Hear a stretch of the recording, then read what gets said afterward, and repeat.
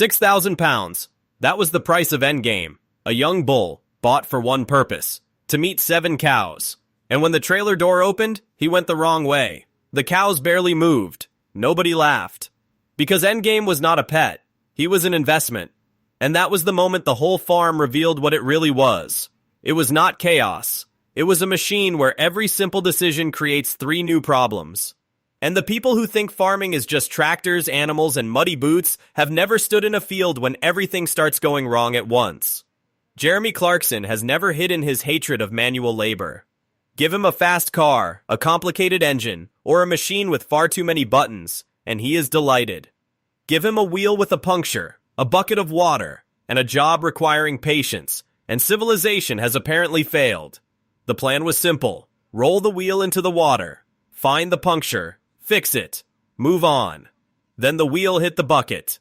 The bucket split, and one tiny problem became 2. That is farming. Nothing arrives alone. Every problem brings friends. But the puncture was only the beginning.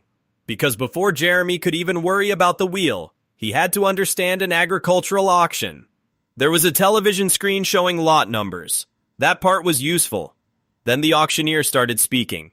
60, 70, 80, 1100, 1200. Sold. Jeremy understood the screen. Then the auction began. An agricultural auction does not pause for beginners. It does not explain itself. It does not care that you are famous. It just keeps moving until someone owns an animal they may not fully understand. And while Jeremy was trying to decode the auctioneer, Caleb Cooper had already moved on to something more important. The harvest. Without him. Nearly 20 acres had been done. Without him. Jeremy discovered this betrayal in the most modern way possible. Instagram. Caleb had posted pictures. Jeremy had seen them. And suddenly the issue was no longer barley. It was respect. Jeremy was furious. Not because Caleb had failed, because Caleb had succeeded. Without him. Caleb Cooper had done what farmers do. The weather was right.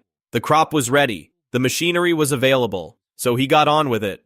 The farm does not wait for anybody's feelings. It does not care whether you are ready. The barley does not check your schedule. The weather does not ask permission. And the moment is either taken or lost. The farm is not cruel. It is indifferent. That is much worse, because you cannot argue with indifference. You can only work around it. Jeremy wanted to help. Caleb wanted the crop in. Both were understandable. Only one of them finished the field. And this is where the story gets interesting, because Jeremy did not want to be useless. He wanted a solution. Naturally, his solution involved paint. The problem was a tractor scratch marker. A long metal arm designed to leave a guide in the soil. The idea is simple. You follow the mark. The next pass stays straight. But Jeremy could not see the mark. So, in his view, the system was stupid. And if a system is stupid, there is only one possible response. Invent something better.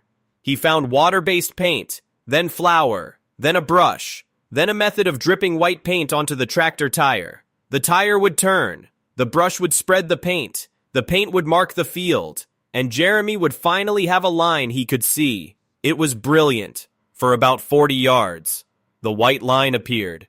Jeremy was delighted. It was visible. It was clear. It was proof that his invention worked. Then it vanished. Not faded. Not weakened.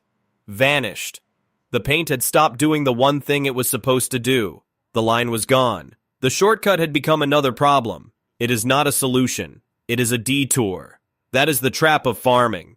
You see one annoying task. You try to make it easier. Then you create a new job that is harder than the first one.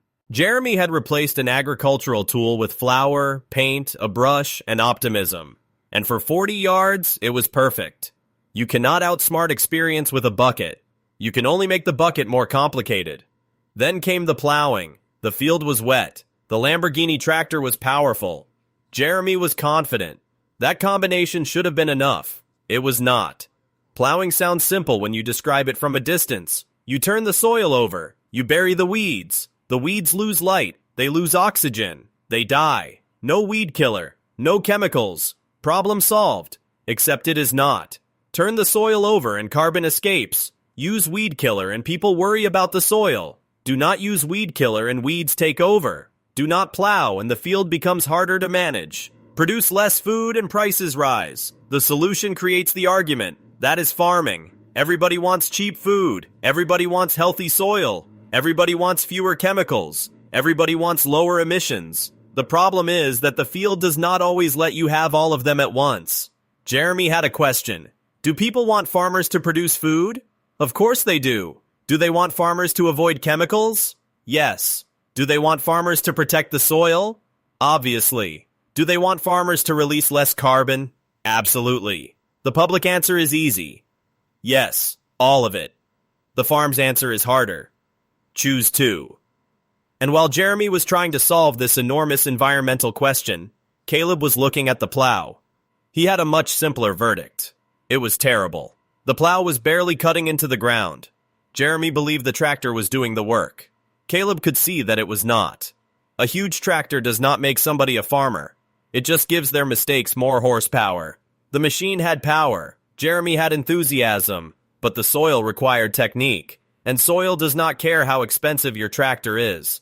It responds to depth, timing, moisture, pressure, knowledge. That is why farming cannot be mastered from a catalog. You can buy the machinery. You cannot buy the instinct. Then the cattle crush became a problem. The tractor needed to enter the barn. The cattle crush was in the way. The wall was where walls usually are. And when Jeremy tried to reverse the tractor, something had to lose. The wall lost. Jeremy was furious. The cattle crush should have been moved. Caleb argued that the tractor was too big. Jeremy argued that the barn should have been prepared. Caleb argued that Jeremy had bought a massive tractor. Both men were right, which was completely useless, because the wall was still damaged. The cattle crush was not the real obstacle. Poor preparation was. Farming punishes assumptions. You assume the route is clear. It is not. You assume the tool will fit. It will not. You assume the job will take 10 minutes. It takes the afternoon. And when everything goes wrong, the obvious question is always the same. Why did nobody think of this earlier? The answer is simple. Because earlier, they had a different emergency. That is not a farm. It is a moving target. And just when tractors, barns, soil, barley, and cattle were causing enough trouble, there was a pub. At first glance, the pub looked tired. At second glance, it looked abandoned. At third glance, it looked as though it had been defeated by grease, fire, carpet stains, and several decades of poor decisions. There were low beams, a fireplace, a cozy bar, and a staircase running directly through it. There was a fire exit sign. On a wall. No arrow, no direction. Just the words, fire exit. Run. Somewhere. Jeremy looked around in disbelief. The floors were sticky. The rooms were damaged. The carpets had seen better days. And in the kitchen, there was a pan of food which appeared to have been left behind at the exact moment the previous business stopped being a business. A sagaloo, abandoned in time. You would think somebody would wash the pan before closing down. But perhaps that is how business ends. You are making dinner. Then suddenly, you are not in business anymore. Jeremy saw a disaster. Lisa Hogan saw possibility. And that difference matters. Every operation needs somebody who can identify danger. But it also needs somebody who can see value where everyone else sees rubble. The pub was not a renovation. It was a rescue mission. Then they found the grease trap. It had been collecting grease for decades. Grease on top. Water beneath. A system collapsing under the weight of everything it had been asked to hold. The pipes needed replacing. The tank needed pumping. And somebody had to get inside. The contractor climbed in. Jeremy watched from a safe distance. Then came the worst part. The contractor was going to Greece the next day. Not the country. The smell. One man was heading for a holiday in Greece. The other had climbed into old restaurant Greece. Both had plans. Only one was going to smell of it for a week. The horror is the comedy. But behind the comedy is something real.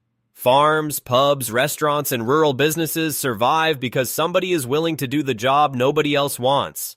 Someone fixes the pipe. Someone moves the cattle crush.